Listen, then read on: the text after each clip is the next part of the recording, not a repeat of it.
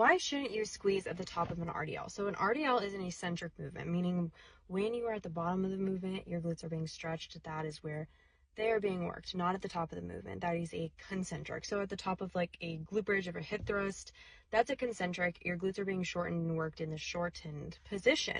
So when you're doing an RDL and you're doing the stretch, working the glutes, and then going back up, if you all the way squeeze through, first of all, you can just mess up your form, possibly hurt your back if you have like a lot of weight, and it just messes up the whole movement of it, and it's completely pointless because literally the glutes are not being worked at the top of the movement. They're like working at the bottom of the movement. There's a difference between a concentric and an eccentric movement, and depending on the workout, it's going to be different. The glutes are going to be worked in a different position, which doesn't mean like you're not getting any growth if you do squeeze, because you're still doing the actual part of the movement that's working your glutes. It's just completely unnecessary and might cause issues that you don't need.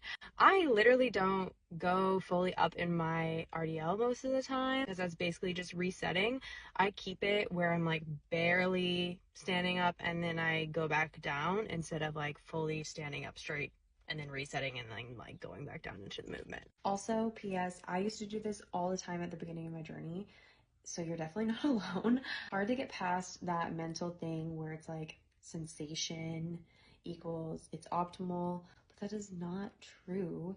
And just because you like feel your glutes when you are, squeezing them at the top versus like maybe at the bottom of the movement doesn't mean they are really being worked in that movement. Just remember, feeling does not equal growth.